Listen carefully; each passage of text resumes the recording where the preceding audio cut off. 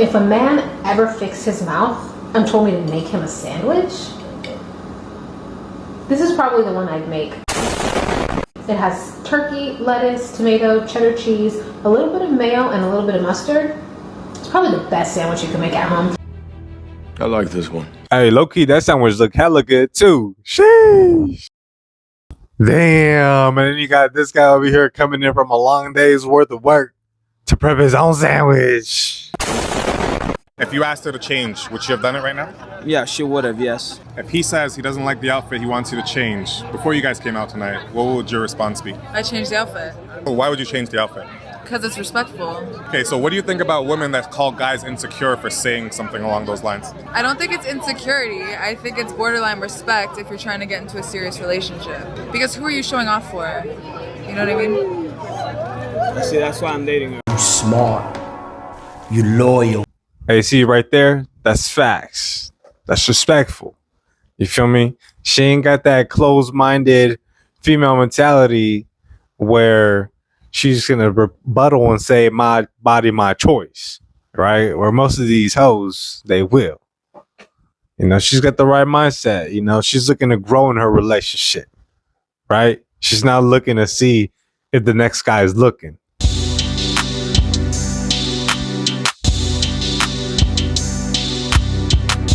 Body count is 4. Body count does matter because if you have like a lot of bodies, it's a little bit of a red flag because like why are you going around f***ing all these?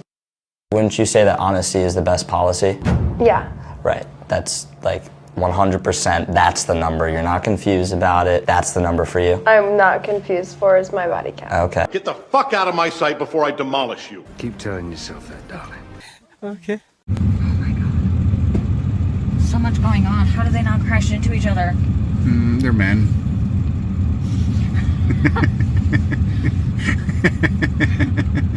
Men using communication skills like radios and talking. Did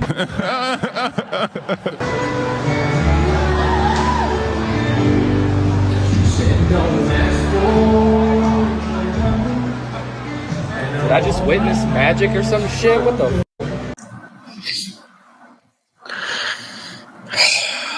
Praise the Lord, be the Lord. Consciousness comes before coochie. Hey, I doubt he even knew that she was live streaming, right? So that's a shot. A man is great not because he hasn't failed. A man is great because failure hasn't stopped him. That's called motherfucking bars. Does your belly touch your steering wheel while you're driving? So we talked about down the road and the potential of us getting married and having kids. How do you feel about a prenup? I mean, I have been exposed to so many women that are moms, that are married in relationships that they're going through a divorce process and they have nothing. Yeah. And they're starting literally from ground zero. One of my biggest fears is, you know, thinking you have everything and you're good and then just getting the rug pulled out from underneath you. So I never want to be in a position where that happens to me. Yeah. Okay. So in my personal opinion, like you lived your entire life without me in it until a few weeks ago. Like coming into it, you should keep whatever you've built. And I should keep whatever I built. And then once we start together on a journey of marriage and down that path, then we split everything 50-50. Yeah. I do think a prenup is necessary for the both of us. Yeah. I just hear so much regret and they wish they could have done something differently. Yeah. You know what I mean? Talking about divorce already feels so unnatural. I don't want to talk about that. It makes me realize that we really have been living in a bubble, and in reality, we kind of really just met. I just don't even, I don't know. What's your message to young men today? Never quit. Get a prenup. I don't give a shit how much you're in love with her. Hold up. Hold the fuck up. Hold on. Yo, that's crazy. That's a wild mindset right there. And I mean, it kind of shows, right?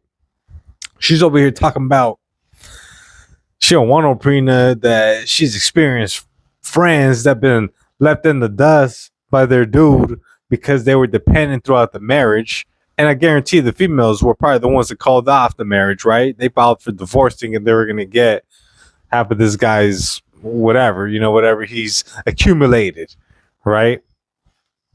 And this dude's basically laying it down like, hey, you survived this long without me. Like, what's the point of us getting married if you're already having the thought of, if we get divorced, you need half my shit?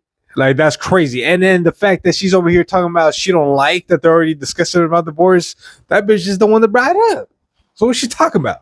That makes no sense, She's over here trying to gaslight this dude, and he's like, nah, like, I got what I got, you got what you got. Yeah, we can come in, we can start some shit, but if it don't work out, I'm not about to give you my half of my life earnings just because we've been together for, who knows, maybe a year or two, right? Like, that makes no sense. She's basically robbing him blind. She came in just to rob him. How crazy is that, right? A woman who calls you babe, baby, or sweetheart means nothing. A woman who buys you gifts means nothing. This one's going to be hard. A woman who becomes the mother of your children means nothing. A woman who moves in your home and lives with you means nothing.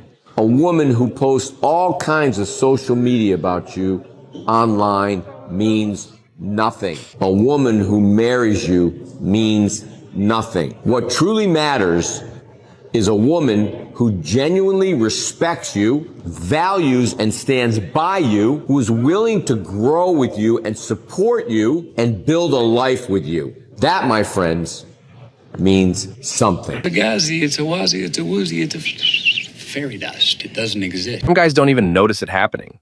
They walk into a relationship feeling strong, confident, like they know who they are. They make decisions, set boundaries, speak up. And at first, that confidence is what makes the relationship work. She feels safe. He feels alive. But then, slowly, he starts losing little pieces of himself. Not because she demands it, but because he wants to be good, loving, easy to be with. And that's the trap. Way number one is simple. He starts saying yes too much. It sounds harmless, even sweet. Sure, I'll skip the gym today. Yeah, I'll cancel the guy's trip. No big deal. I'll change that plan. But it is a big deal. Because behind each yes is a tiny no to himself. And if it keeps going, he stops living his life and starts managing hers. She didn't ask for that. But he gave it anyway. And now, he's not leading. He's pleasing. Way number two is he stops expressing what he really thinks. He's scared to make her upset. Scared to be misunderstood. So instead of saying, that bothered me, he says, it's fine. Instead of saying, I disagree, he says nothing at all. And just like that, his truth goes quiet. His opinions shrink. His presence fades. And a man who doesn't speak his truth slowly disappears, even when he's still in the room. This is how it begins. A slow leak. A slow fade. Not from weakness, but from trying to keep the peace. And the irony, the peace doesn't last. Because if you erase yourself for someone else, eventually there's no one left to love. They used to settle things with their fists. Now they settle things with lawyers and apology videos. When was the last time a directing category had 5 women and 1 man? Now, I think we all agree it was never. All right, the Emmy goes to Philip Barantini. Be the best, and that's it. What are you, fucking stupid?